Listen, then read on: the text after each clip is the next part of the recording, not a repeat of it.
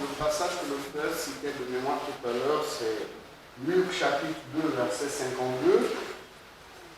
Et Jésus croissait en sagesse, en stature et en grâce devant Dieu et devant les hommes. Chacun d'entre nous doit croître en sagesse, en stature et en grâce devant Dieu et devant les hommes. Devant Dieu et devant les hommes, pas seulement devant Dieu. Les hommes doivent voir le changement intérieur qui s'opère en vous. Ce changement doit devenir visible. Vous n'avez pas besoin d'ouvrir la bouche.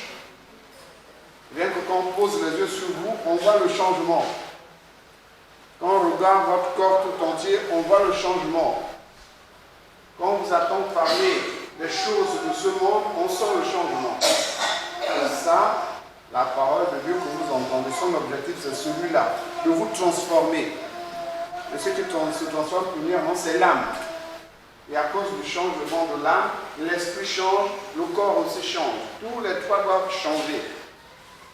L'esprit change parce qu'il est maintenant de plus en plus tourné vers Dieu, vers l'Esprit de Dieu. Étant tourné vers l'Esprit de Dieu, les pensées qui viennent en vous sont de moins en moins les pensées de la chair et de plus en plus les pensées de Dieu.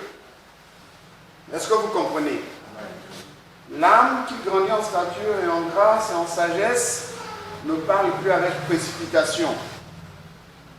Dit des choses posées, supporte la colère, l'offense, l'humiliation. Et le corps qui se transforme arrive maintenant à se soumettre à l'âme. Il ne génère plus des pensées venant des démons à cause de la beauté, à cause de la fatigue, à cause de la faim, à cause de la soif, à cause des envies. Le corps est maintenant soumis à l'âme. Et c'est l'âme qui gouverne. C'est ça que nous devons atteindre. Comment faut-il atteindre cela? Le Seigneur l'a montré ces derniers temps. Il nous a montré de la façon suivante. Commencez par le jeûne. Modifiez la manière de jeûner. Voilà comment vous jeûnez avant. Maintenant, voilà comment il faut jeûner. Quand vous êtes sorti du jeûne, voilà maintenant comment vous devez marcher. Et quand vous êtes en train de vous affermir dans le rejet du mal, immédiatement et instantanément et simultanément, attachez-vous de plus en plus à moi. Et vous verrez. Parce que la bouche de l'Éternel a parlé. C'est ce qui nous a été enseigné ces temps-ci. Je voulais rajouter un petit détail avant qu'on ne prenne le livre de Jean, qu'on avait arrêté pour des raisons d'édification sur la marche avec le Seigneur. Dans Luc ou Matthieu chapitre 4, tout premier verset, il est dit, notamment Luc chapitre 4, 1er, 2, 3, 4, 5e verset, il est dit ceci, que Jésus-Christ sortant de l'eau, rempli du Saint-Esprit, a été conduit vers le désert pour être tenté par le diable. Et il jeûna pendant 40 jours, et pendant ces 40 jours, le diable était en train de le tenter. Il y a une précision. Quand Jésus-Christ était tenté, ça ne veut pas dire que le diable perturbait son jeûne.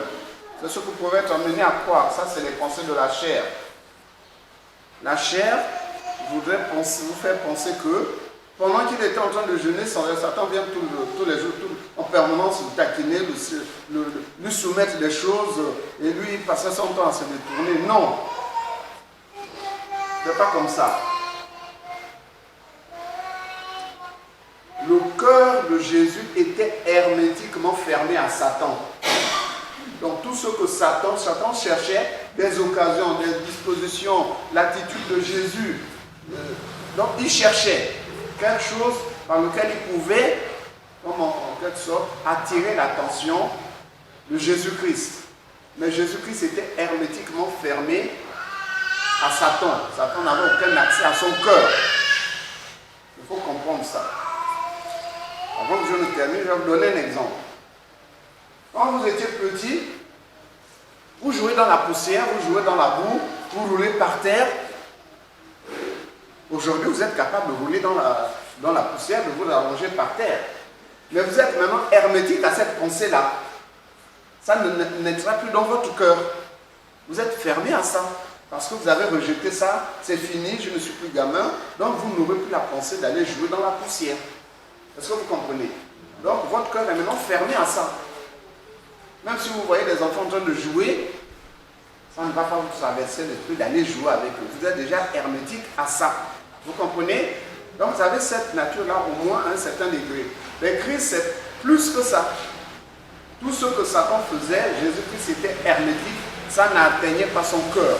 Si quelque chose que Satan fait n'atteint pas le cœur, ça n'a pas d'effet sur l'homme. Est-ce que vous comprenez?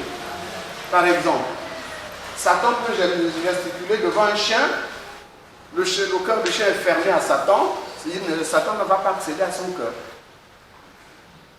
Le cœur d'un animal est fermé à Satan, Satan ne peut pas y accéder pour le faire pécher. Est-ce que vous comprenez? En fait, nous devons croître pour être de plus en plus hermétiques à Satan. Et comment devient-on hermétique à Satan? En étant de plus en plus tourné vers Christ. Est-ce que vous comprenez? Maintenant, à la fin du jeûne, Jésus-Christ ayant autorité sur toutes choses, y compris sur son propre cœur, a autorisé Satan à accéder à son cœur. Mais Satan ne peut pas s'installer si la personne n'a pas accepté la tentation. Quand on accepte la tentation, c'est ça la vraie ouverture du cœur. Donc c'est là que Satan lui parle maintenant. Mais regarde, tu as faim là. Transforme cette caillou en pierre. Et qu'est-ce que le Seigneur fait? Il domine sur Satan. Comme pour dire, je t'ai permis d'arriver jusqu'à ce niveau-là, mais tu ne peux pas aller plus loin. Dehors. Est-ce que vous comprenez? Satan arrive maintenant comme à l'emmener sur une haute montagne, lui montrer, faire nous donner une vision de tout ce qui se passe sur la surface de la terre, en croyant que c'est Jésus-Christ va être séduit et accepté. Il ne tentera pas l'Éternel ton Dieu, etc.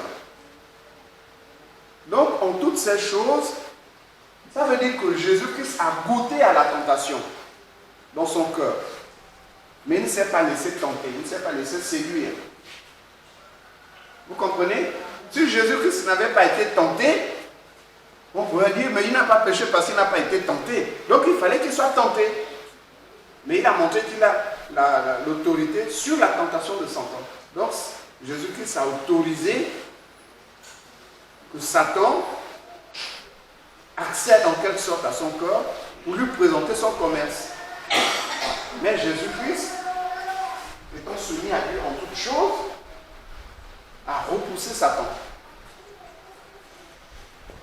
Donc c'est important. C'est des choses extrêmement cachées que difficilement les gens peuvent comprendre. Mais le Seigneur, à cause de notre humilité, au fur et à mesure que nous grandissons un peu, il nous rajoute un peu. Donc nous aussi, nous devons petit à petit développer cette capacité d'être de plus en plus hermétique à Satan. Et le Seigneur nous l'a montré à travers le jeûne. Voilà le point de départ. Vous prenez quelques jours. En fait, en réalité, pendant ces jours-là, vous apprenez à être hermétique à Satan. De temps en temps, il faut faire tomber un peu. Vous aussi, vous vous réveillez, vous le repoussez. Ok? Donc, par exemple, la colère commence à monter arrière devant Satan. Tu te repens et tu reviens debout dans ta consécration à Dieu. Dans 2 ans, 3 ans, 10 ans, vous serez de plus en plus hermétique à Satan. Jusqu'à ce que vous ayez ce que le Seigneur appelle ceux qui vaincront. Ceux qui vaincront là, dont il est parlé dans le livre de l'Apocalypse, celui qui vaincra, celui qui vaincra, celui qui vaincra, chapitre 2 et 3, c'est celui qui est devenu de plus en plus hermétique à Satan. Satan vient, il tente rien. Rien. Donc il n'a même plus besoin d'accuser, il tente maintenant. Puisqu'il a été évincé, il ne peut plus accuser. Puisqu'on a rejeté ce qui est à lui, la seule chose qu'il peut faire, c'est ce qu'il a tenté de faire avec Jésus, tenter.